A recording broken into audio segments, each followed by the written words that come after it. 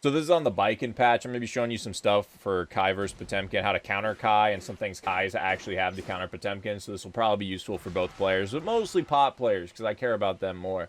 So in this matchup, both players want to play the exact same range, which makes it very awkward. You want to play around here. Qeuw wants to be a little bit farther away to shoot fireballs.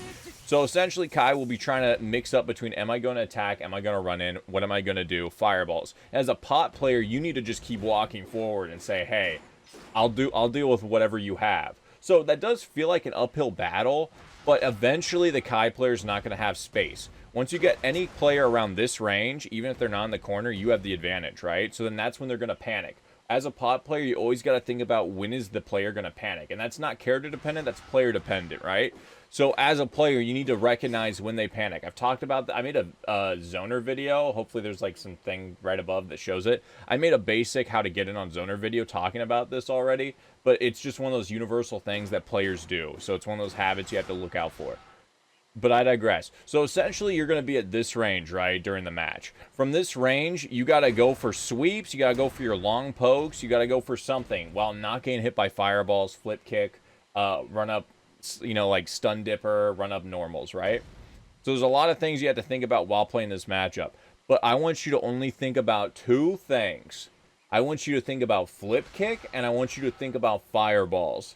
Why do I only want you to think about those two things? Because if they flip kick, you need to be ready to jab it out, right? The Qeuw players are going to, if they do flip kick randomly, I would say better Qeuw players don't flip kick as much because they know it can get punished. But if you see a flip kick, do not go for 6P. A lot of people will tell you to 6P it, and in training mode, it seems like the good option. But in a real match, when you're trying to react, an 11 frame normal or however fast this is not your best strat. This is not your go-to because you can still get stuffed like that or get counter hit like that, right? So if you try to react to that with 6P, you're probably going to get eaten alive. So I recommend only using jab to counter this. You can preemptively read and use a different button, but on reaction, just jab. Literally just jab. It's still not easy. It's still, you might trade, you might not, but all you want to do is jab into this, right? That's your go-to, or you can also do this instead. Oops, I fucked up. That is also an option. You'll get better range. I didn't do a car the second one because I fucked up, but you get better range, closer, Oki. But honestly, the safer bet is just to go for this. So optimal damage, not that hard to do on reaction. 1, 2, 3. Oops, 3. Smile. Don't preemptively throw jabs out. You can preemptively do like bar slash or this. Again, in this matchup, you're pretty much playing footsies with the Qeuw player. You want them to back up. That's your primary goal. You want to put them in the corner, right? That is your win condition for any character with pot. You want to get them in the corner while you not be in the corner. Besides Ramlethal, we'll get less into that. But then with Fireball, right? So the two things I told you to think about are flip kick and Fireball. Why you need to think about Fireball? Because they will shoot them out. They won't shoot them consistently. One of the things that will keep you not from pushing Qeuw back is the Fireball. They'll be shooting Fireballs, which makes you randomly want to sit still and not move. That's fine. Always think about fighting games as risk-reward. It's way less risk to sit there and do nothing than it is to walk forward, right? So if you just want to sit there and block, don't feel bad for not moving forward. That's fine completely. But you want to make sure you're ready. You need to look at Qeuw while you're playing and see how he kind of like dips back. He like crouches down, then dips back when he does this. See that? Oh, well, that's not it. So you want to look for that animation because the startup is actually pretty easy to react to if you're looking for it, right? So while you're holding forward, you can just, while you're holding forward and you see him dip down, you can just go all the way back to flick. It will be one of those things you have to condition your mind to do. And it's easier for me right now because I'm expecting it because I'm commanding Qeuw to shoot. But yeah, and honestly, if that's not even the best option to do. That's only if you're like getting, like usually you want to flick the second fireball if they're just rapidly shooting fireballs. They're doing this, that usually you can block one, then if you see a second one, easy to react to. Blocking the first one's fine. But what's even better is Kara Mega Fist. Because you go really far. Here's a trick real quick. I actually don't think this works on Qeuw. But if you go full screen, jump forward, then Kara Mega Fist. Yeah, it does. If you jump, so that's the range of, that is how far Kara Mega Fist goes. Full screen, jump forward, then Kara Mega Fist. From that range, so again, I'll show you right here. From this range, you can Kara Mega Fist and hit Qeuw. Does that make sense? So you get a counter hit on his fireball. That's why Kara Mega Fist is so important. So on reaction, you want to either watch for flip kick and you press jab, or if you see them fireball, you can get into it. You can go into a full combo off this. Yeah, usually that will probably be what you want to do, 2P. If you're close enough, though, you can get close slash. Like, they do it. Well, I didn't Kara right then. Guys, never mind. Don't do it. Yeah, like right here, you can get a full combo or whatever, which is cool. But yeah, usually you'll just get a jab and go in. But again, you gain the hard knockdown, or you gain a knockdown that gets you out of the corner / further to the corner is a good thing. So, like, so what I'm trying to say is look for flip kick, look for fireball, and everything else you can block or play footsies with. If you see them whiff any normal, you know, just throw out a heavy slash. Kai actually doesn't have very good recovery on his normals. They made it better, but he is very easy to whiff punish when he whiffs. So Kai has 3 normals they like to use for poke. There's far slash, 6H, and 2S. Those are their 3 favorite pokes. So this one they made better, but it's still very easy to whiff punish. I'll show you right now. So as you see, if they throw it out, you can just whiff punish with 5H. There is that recovery time, so this is more realistic about the time if you're not looking out for it, right? So instead of that, you could throw out just R slash, a little bit easier, about the same range if they whiff. But yeah, if not, I wouldn't recommend jab per se, because I don't think it hits it very well. Yeah, I don't think jab hits it very well at all.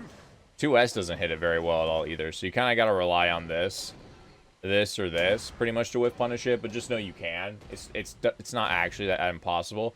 It used to be really bad for Kai. That was one of the things he got buffed forever ago, is the recovery on that, because it was really, really easy. But you can still do it. So that's one button you want to look out for. Another button is 2S is more of like the lows and stuff like that, so you can whiff punish it with that. It's, as you just saw, it's very easy to whiff punish. I see a lot of people just let this character whiff this constantly. The hurt box is still there when his sword's behind him. Right? See that? Look how delayed that was. You can whiff punish that very easily. You could probably even 2K it. Now, of course, again, you're not getting big damage, but hey, you're getting some damage. It has a very long hurt box, and I don't see anybody whiff punish that move, and they throw it out all the time. I will note that Kais don't whiff punish that much because they have the ability to run forward, then use an attack, so they slide a little bit. But they will eventually whiff. And you can whiff punish it. And again, they didn't buff that move, so it's still very easy to whiff punish. So they do this a lot, right? Very scary button to whiff punish. So as you see, if you get caught by it, you pretty much go into a full combo. So it's probably safer just to block it. Now, it is punishable if they don't cancel it, as you see. You can, if they fuck up really bad, you can even punish it with that. If they actually do whiff it, though, pretty fucking easy to whiff punish. Like, not... I try to delay it that time. Not the easiest, but not the hardest thing to whiff punish. But especially is 2S. If they're whiffing 2S, make sure you get that little poke in. So this is a common situation against Kai. They get you in the corner, then they frame trap into a Qeuw, or whatever the fuck you pronounce it. Dire. So they do it all the time. You'll see this little string. So they frame trap the last hit. They usually frame trap all the attacks, but you want to really wait for the last one. They usually hyper delay it like a Dark Souls boss to try to get you to backdash early so they catch you. But I'm going to show you 2 tricks on how to beat it out. So one, like I just said, you can actually backdash it. Now, you can get an actual real backdash punish, like that said punish, and you can pop buster them, but I'm going to be honest, I fuck it up every time practicing.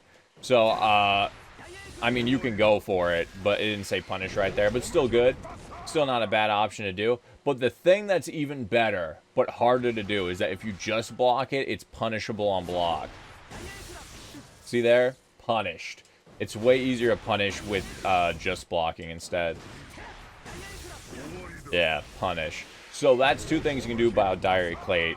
It's hard. At the end of the day, like I was talking about risk reward, it's easier just to block it and then reset back to neutral. But just giving you some options if you can clutch out the round or you have meter to convert into something with it. Just good to know to make them more scared to press it. Alright, this is my favorite tip. You will see me use this against Kai players all the time. When Kai has 1 bar a meter, you need to notice that, because that means they want to go into Stun Dipper. Stun Dipper RC is the same as Pots using Hammerfall RC for pressure. Even if you block it, you're in a shit situation, right? If you get hit, you're going into a big combo. If you block it, you're going to get mixed, right? So they will go for this constantly. But Pot actually has one of the best tools in the game to deal with this. It is so easy. You just jump D. You don't even have to, you can just do it as fast as you can. But just know, Stun Dipper is a 5-frame normal, or 5-frame special move. So it's just as fast as your jab. It's really quick. So you are not going to do this on reaction. You have to read it. If you think they're going to Stun Dipper, you go into that. And look, you get a full combo. Literally, you get a counter hit usually. Not every time. If you delay it a little bit, you don't get a counter hit. But if you expect it, you tend to get a counter hit on it, which is, oh, it's traded. Yeah, pretty dope. So Kai players will also shoot air fireballs. I have a pro trick, and this is the other player dependent, but from what I've noticed, every Kai player will double jump before they shoot their fireball. So if you see a Kai double jump, expect a fireball. Again, you should be walking forward, right? So if they don't, it's really hard to aim it correctly if you're moving forward. If you sit back full screen, it's pretty fucking easy to aim that fireball. But yeah, if you just walk forward, you can go under it semi-easy by just crouching for just a second. But more importantly, you should flick it, right? So even if it's not going to hit you, you can flick it back down because it's going to end up behind you and you can flip projectiles behind you, which is nice. But yeah, just notice if they see a double, if they see that, you can walk under it. But what's even better, the real thing you should do here, if you are full screen, which oftentimes when they're going to shoot air fireballs, you can just fucking hammer fall through it, baby. And guess what? If you notice that they double jumped, look at this. I do this shit all the time. I see they double jump, then I hammer fall forward, right? Because one, if they shoot the fireball, I have potential to be able to punish them on landing, which is really cool, right? And you get a counter hit, life's good. They have a lot of recovery. And you armor through the fireball every fucking time. It's great. And then even if you got a situation like that, you can just armor through it, then cancel and get stage control. Sure, you take a little bit of damage, but it's not that big of a deal. So just know, if they double jump, you can just fucking hope that they shoot a fireball. And if they don't, they land, just cancel your fucking, what's this move called? Hammerfall. Yeah, just hammerfall, break them, block, because they are advantageous afterwards. Because they have less they don't have any recovery, so they might stun dipper, they might run forward, try to poke. It's a good way to lure pots in as well. But on the end of the day, they're losing ground while you're not. You take a little bit of damage, though, so I guess it's kind of a trade-off. But yeah, pretty easy to deal with. I'm just saying, essentially, look for the double jump. Not that hard. Also, you could, try to Kara whatever if you're close enough, but they don't tend to do it from that range. So I'm going to show you some things with Kai that blows up Potemkin, which makes this matchup feel a little bit worse. This is the biggest tool Kai players have to blow you up, especially if they have you in the corner, is they have 2H. 2H is a double hit. What that means is that if you try to armor through it, you're going to get shit on. It's very good, especially when they have you in corner. And what makes it better in the corner is that if you try to Mega Fist, it hits you. Even at the top of your Mega Fist, it will hit you. And then they get a full giant-ass fucking combo. So that, if you are a Kai player, 2H blows Potemkin up. It eats him alive. It covers a lot. It's kind of like Milia Slash. It just covers a lot. Very good button. On top of that, you can do this to keep pressure. So if they do jump that to that, they actually have advantage. So it can be scary to deal with. They'll frame trap it or try to catch you with a button. And then they have pressure on top of it. So just be careful of that. So you should also, if you see a Kai jump near you, jump back around this range, they're probably going to dash forward and use jump S. You can pretty much guarantee that they're going to jump S. Sometimes they'll use this, but almost always jump S. Jump S is just a really good button. So I recommend 6P. Kara Heat Knuckle is good in a lot of matchups. It's very good against Kais because Kai players like to jump a lot. That's not a matchup thing, just player dependent. So you see a Kai's already jumping a lot, get ready to Kara Heat Knuckle, will be your best friend. But not all Kais are that way. A lot of better Kais are very more ground focused. And I think Kais scare your ground focus. Well, most people you'll find Celestial are going to be jumping around like rabbits. So just get ready to Heat Knuckle them out of the sky a lot. So this doesn't work on everybody, but it works on everybody, so I recommend you do it. A lot of times, they will go for flip kick and then buttons afterwards, right? And Pot actually has a kind of nice option around it. So they shoot Fireball and Stun State. You can just mash back Mega Fist, and you get over everything he does. There's nothing he can do except for one option, which is this. If they do standing jabs, it will hit you. Crouching jabs won't hit you. Only standing jabs. That's a tip to Pot players and Kai. But I promise you, unless they watch my guide, they don't know that. So after getting hit by flip kick, and you really don't want to deal with their mix-up, just back Mega Fist, back Mega Fist, and you'll be all good. Now, of course, it's not real. If they expected, they could DP, they could anti-air, but what they normally go for is kick. The most common option they go for is the kick for more plus frames, right? Also, stand block, by the way. If you stand block flip kick, you have faster recovery. If you crouch block, the recovery is not as fast because it hits you more delayed. See how I got counter that time? So always stand block flip kick if you're going to block it. But if you remember, that's what you want to do. Okay, this is more niche, but I'm going to show you how to punish his super. I guess not. I used to be able to do this. There you go.